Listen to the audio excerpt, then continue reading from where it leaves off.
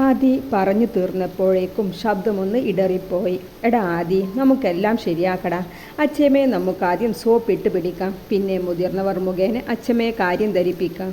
അത് നീ കരുതും പോലെ വലിയ ബുദ്ധിമുട്ടുള്ള അതൊന്നുമല്ല. പക്ഷേ ആദി, ഒരു കാര്യമുണ്ട് കേട്ടോ. നിൻ്റെ ഈ കലിപ്പൻ സ്വഭാവം ഒന്ന് കുറക്ക്. അവൾക്ക് നിന്നോട് എന്തും പറയാൻ പറ്റും എന്ന രീതിയിലേക്ക് മാറ്റിയെടുക്കുക. പിന്നെ വല്യമ്മയുടെ ദീപക്കിന് ഗൗരിയെ ഒരു നോട്ടമുണ്ട്. വല്യമ്മ പ്രപ്പോസുമായി വരുന്നതിന് മുന്നേ നമുക്ക് ഓവർടേക്ക് ചെയ്യണം. അല്ലെങ്കിൽ ചിലപ്പോൾ പറയല്ലേ ഗിരി, ബാക്കി നീ പറയല്ലേ, അതെനിക്ക് ചിന്തിക്കാൻ കൂടി വയ്യ. അതിൽ നിന്ന് ഇതുവരെ കാണാത്ത ഈ ഭാവം കണ്ടതും ഗിരിക്കും വല്ലാതെ ആകുന്നുണ്ട്. നീ ഇങ്ങനെ തളരാതെ ആദ്യം നമുക്ക് നിൻ്റെ അമ്മയെ മുഖേന അച്ഛമ്മയോട് ധരിപ്പിക്കാം. ഗിരി, അച്ഛമ്മയ്ക്ക് ഇഷ്ടമാണെങ്കിൽ നന്ദുട്ടി മുടക്കം ഒന്നും പറയാതെ എന്നെ സ്വീകരിക്കും. പക്ഷേ എനിക്ക് ആരുടെ നിർബന്ധവുമില്ലാതെ അവൾ എന്നെ ആഗ്രഹിച്ചു കാണാൻ ഞാൻ ആഗ്രഹിക്കുന്നത്. അതൊക്കെ നമുക്ക് നോക്കടാ, നീ സമാധാനപ്പെടുക. ഗിരി, ഇന്ന് വൈകിട്ട് അമ്പലത്തിലൊന്ന് പോയാലോ?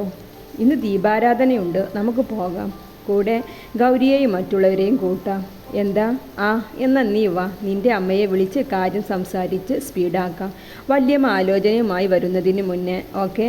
പിന്നെ ആദി, ഒരു പാലം തീർത്താൽ അങ്ങോട്ടും ഇങ്ങോട്ടും വേണം. നിൻ്റേത് ശരിയായാൽ എൻ്റേത് കൂടി പരിഗണിക്കണം.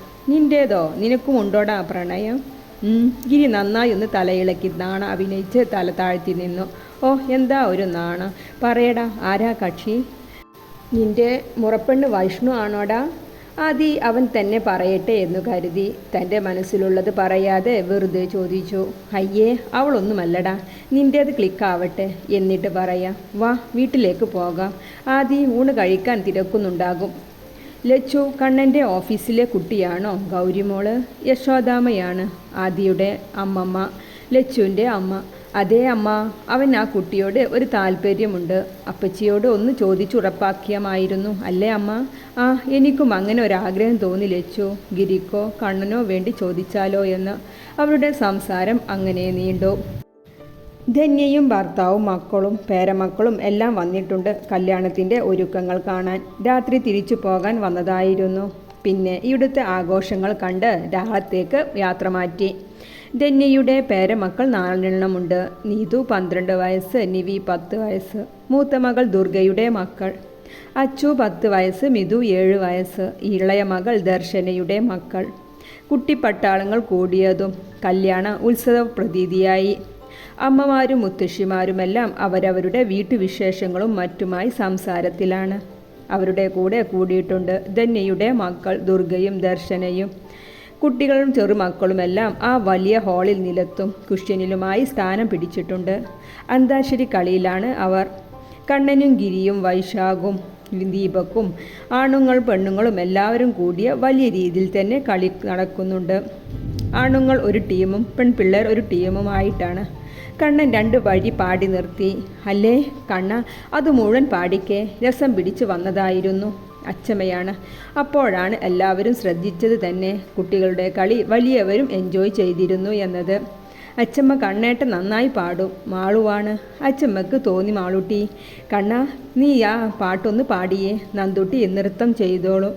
അച്ചമ്മയുടെ ആസ്ഥാനത്തുള്ള പറച്ചിൽ കേട്ടതും ഗൗരി അച്ചമ്മയെ കൂർപ്പിച്ചു നോക്കി. അയ്യോ, ഗൗരി ചേച്ചി ഡാൻസ് ചെയ്യോ? നീതുവാണ്. നന്ദുട്ടി കലാതിലകമായിരുന്നു. പഠിച്ച സ്കൂളിലല്ല. 3.5 വയസ്സ് മുതൽ നൃത്തം പഠിച്ചിട്ടുണ്ട്. അച്ചമ്മ ഗൗരിയുടെ നോട്ടം മൈൻഡ് ചെയ്യാതെ പറയുകയാണ്. കണ്ണനും അത് പുതിയ അറിവായിരുന്നു. അവളുടെ നൃത്തം കാണാലോ, അവനും ചിന്തിച്ചു. വേഗം അച്ചമ്മ പറഞ്ഞ പാട്ട് യൂട്യൂബിൽ തിരഞ്ഞു പിടിച്ച് കരോക്കെയിട്ട് അവൻ റെഡിയാക്കി.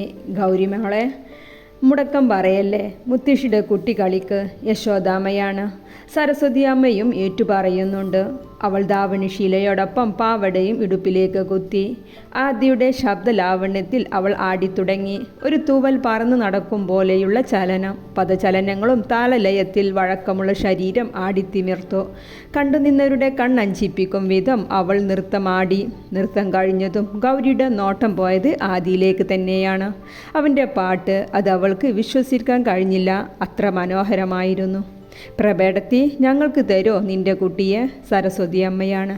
എൻ്റെ കണ്ണന് വേണ്ടി ശരിക്കും രാധാകൃഷ്ണനെ പോലെയാണ് എൻ്റെ മക്കളെ കാണുമ്പോൾ എനിക്ക് തോന്നുന്നത്. അതേ പ്രഭേ, ഞാനും ലച്ചുവും അതിനെപ്പറ്റി പറഞ്ഞതേയുള്ളൂ ഇപ്പോൾ. യശോദാമ്മയാണ്.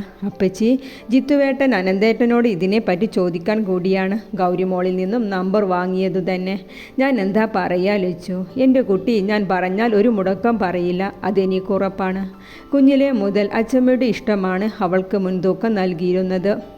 ഞാൻ എന്ത് പറഞ്ഞാലും ഒരു മുടക്കവും പറയില്ല. പഠിത്തം കഴിഞ്ഞ് പുറത്തു പോയി പഠിക്കാൻ എൻ്റെ കുട്ടിക്ക് വലിയ ആഗ്രഹമായിരുന്നു. അനന്തിനോട് അഭിപ്രായം പറയുകയും ചെയ്തു. എനിക്കെന്തോ എൻ്റെ കുഞ്ഞിനെ കാണാതെ പറ്റില്ല. എനിക്ക് സമ്മതമല്ല എന്ന് തോന്നിക്കാണും. വേഗം ആതുരാലയത്തിലേക്ക് പണത്തിന് അർജൻറ്റുണ്ട് എന്നും പറഞ്ഞ് വീട്ടിലിരിക്കാതെ പഠിത്തം കഴിഞ്ഞതും ജോലിക്ക് കയറി. കല്യാണക്കാര്യം അത് എൻ്റെ കുട്ടിയുടെ ഇഷ്ടത്തിനാവണം, അതാണ് എൻ്റെ ആഗ്രഹം. എൻ്റെ മോൾ പറയുന്ന ആരെയും എനിക്ക് ഇഷ്ടമാണ്. നിൻ്റെ മോൻക്ക് അങ്ങനെ വല്ലതുമുണ്ടോ ലച്ചു? അപ്പച്ചി, അവൻ നമ്മളിവിടെ കണ്ടുമുട്ടുന്നതിന് മുമ്പ് തന്നെ പറഞ്ഞിരുന്നു ഗൗരിമോളെ ഇഷ്ടമാണെന്ന്. ഇവിടെ വെച്ച് മോളെ ഞാൻ കണ്ടതും നിൻ്റെ സന്തോഷം പറഞ്ഞറിയിക്കാൻ പറ്റില്ലായിരുന്നു. എന്നാലേ നിൻ്റെ മോനോട് എൻ്റെ കുട്ടിയുടെ മനസ്സറിയാൻ പറയുക. എന്നിട്ട് അവർ തമ്മിൽ തീരുമാനിക്കട്ടെ. അല്ലേ, ഇന്നത്തെ കാലത്തെ കുട്ടികളല്ലേ, അവർ തന്നെ കണ്ടുപിടിക്കട്ടെ അവർക്കൊത്ത ഇണയെ. പ്രഭാമയുടെ അഭിപ്രായം എല്ലാ അമ്മമാർക്കും സന്തോഷമാണ് ഉണ്ടാക്കിയത്. എന്നാൽ ഇവരുടെ സംസാരമെല്ലാം കേട്ട് അവരുടെ അടുത്തായി ഫോണും നോക്കിയിരുന്നിരുന്ന ഗായത്രിയെ ആരും ശ്രദ്ധിച്ചിരുന്നില്ല. ഗൗരിയുടെ അതിമനോഹരമായ നൃത്തവും അതിൻ്റെ ഇടയിലെ കണ്ണനും ഗൗരിയെ കൊടുക്കുന്ന സംസാരവും ഗായത്രിയുടെ കണ്ണുകളിൽ ഗൗരിയോടുള്ള പക ജ്വലിച്ചു. നൃത്തം അവസാനിച്ചതും ലച്ചു കഴുത്തിലെ ചെറിയ ഡയമണ്ട് ലോക്കറ്റുള്ളൊരു മാല ഊരി അവളുടെ കഴുത്തിലണിയിച്ചു. അവരുടെ നോട്ടം പോയത് കണ്ണനിലേക്ക് തന്നെ. അമ്മയ്ക്ക് തന്നോട് എന്തോ പറയാനുണ്ട് എന്ന് അവന് തോന്നി. ആദിക്ക് അവളെ ഒന്ന് പുണരാൻ തോന്നി. എല്ലാവരും അവളെ പ്രശംസിച്ചു കൊണ്ടിരുന്നു. മാളു അവളെ കെട്ടിപ്പിടിച്ച് കവിളിൽ ചുംബിച്ചു. ഇതെങ്ങനെ ശരിയാകും? ഞാൻ പാടിയത് കൊണ്ടല്ലേ ഇവൾ നൃത്തമാടിയത്? ഗൗരിയെ ചുണ്ടി പിടിപ്പിക്കാനായി തന്നെ ആദി പറഞ്ഞു. വാ, അച്ചമ്മയുടെ കുട്ടി ഇവിടെ ഇരിക്കോ. അച്ചമ്മ കണ്ണനെ അടുത്തേക്ക് വിളിച്ചു. കണ്ണൻ ഗൗരിയെ നോക്കി ഒന്ന് ഇളിച്ചു. ഗൗരി അവനെ നോക്കി ചുണ്ടുകൂട്ടി. അതെ കള്ളക്കണ്ണ, ലച്ചു എന്നോടെല്ലാം പറഞ്ഞു. അച്ചമ്മയെ സോപ്പിട്ടിട്ടൊന്നും കാര്യമില്ല കള്ള. എൻ്റെ കുഞ്ഞിൻ്റെ ഹൃദയത്തിൽ കയറി പറ്റാൻ നോക്ക്. അച്ചമ്മക്ക് സമ്മതമാണോ? അവൻ വിശ്വസിക്കാൻ കഴിയാതെ ചോദിച്ചു പോയി. പിന്നെ നിങ്ങൾ തമ്മിൽ ഒരുമിച്ചാൽ എൻ്റെ കുടുംബം ഒത്തുചേർന്ന പോലെ ആയില്ലേ? എന്നാലും മോനെ, അച്ചമ്മക്ക് സമ്മതക്കുറവില്ല എന്നേ ഉള്ളൂ. എൻ്റെ നന്ദുട്ടിയുടെ ഇഷ്ടം അത് മാത്രമാണ് അച്ചമ്മ നോക്കുക കേട്ടോ. അവർ അവന് ഒന്നുകൂടെ വിശദമാക്കി കൊടുത്തു. അതൊക്കെ ഈ കണ്ണൻ ശരിയാക്കി കൊടുക്കും. അച്ചമ്മ നന്നായി പ്രാർത്ഥിക്കൂ ആ കുറുമ്പിയെ എനിക്ക് കിട്ടാൻ. അച്ചമ്മയും ബോസും തമ്മിലുള്ള രഹസ്യ സംസാരം ഗൗരിക്ക് പിടിക്കുന്നില്ല. മറ്റുള്ളവരുമായി സംസാരിച്ചിരിക്കുകയാണെങ്കിലും അവളുടെ നോട്ടം ഇടയ്ക്കിടയ്ക്ക് അങ്ങോട്ട് പോകുന്നുണ്ട്.